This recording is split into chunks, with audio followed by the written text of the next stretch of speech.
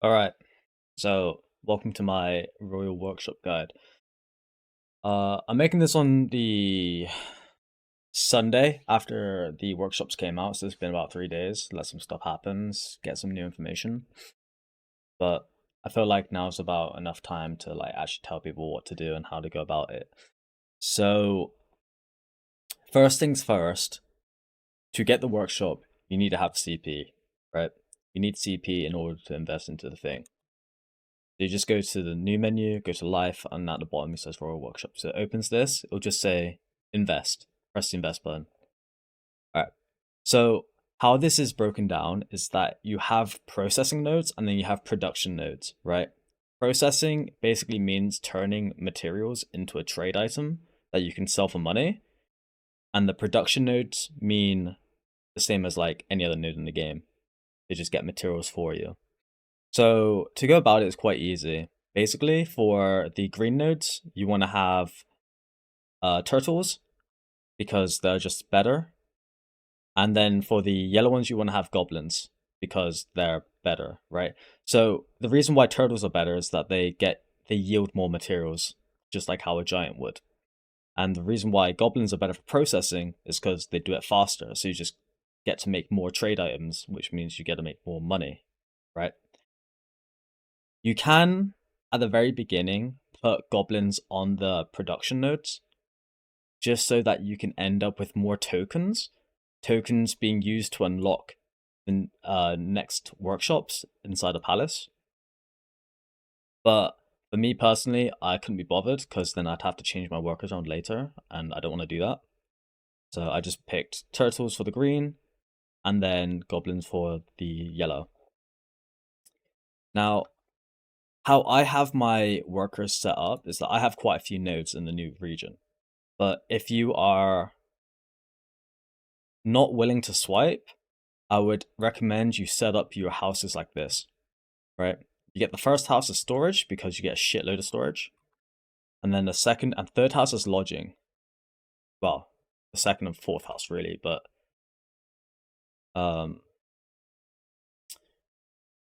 this will give you enough workers for the Seoul workshop and then also picking up the good nodes nearby. That being said, I need to send a worker from here to here because I used to have it from here before, but it's not possible with the amount of workers I need for this. And then if you want these, take Bugbear. Now, how do you go about this, right? The main thing is that when it comes to the the production nodes, you want to avoid taking the materials you can get from any other node in the game, right? So the silk thread, the rough black crystal, and the rough mud crystal here, you can get from any other worker, you can get from the market. So they're pretty low value compared to these, which you cannot get from just buying it on the market, right? So what you can do, and that's what this refresh is for, if you don't like the material your worker is giving you, you press this button, and then it will change into something else randomly, right? See? So I'm now getting a fucking rough mud crystal. It's not great. Now, at every daily reset, this material will change. So day by day, you'll probably want to look at this and be like, oh, okay, I'm happy with all of these, or I'm not happy with this, let me change it. Now, for the time being, it doesn't particularly matter which ones or as you're setting up, it doesn't particularly matter which material you're really getting, because your main focus probably is to unlock the later workshops, right? So I know that a goal for a lot of people is to, for example, get themselves this drop rate food. So in order to do this, you have to have the workshop running for a couple days, get the tokens, and then come to this NPC and give him 1,500 yellow tokens. Why? Because in order to get this workshop, you've got to hand him 500 as a quest, and in order to get this workshop, you've got to give him 1,000 as a quest. And you can't skip this workshop and go to this one. You have to do this one and then this one, right? So my current goal now is I've already got this, is to come down here. I've unlocked this already. I want to unlock this one, and then I want to unlock this one.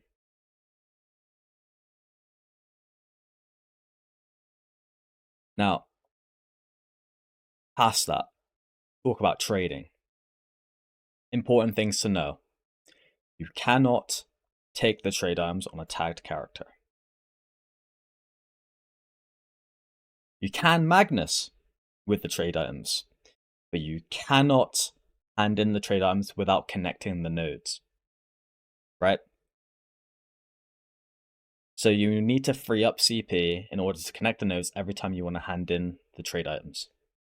And just like other trade items, you want to have a good trade level as well as bargain when you hand in.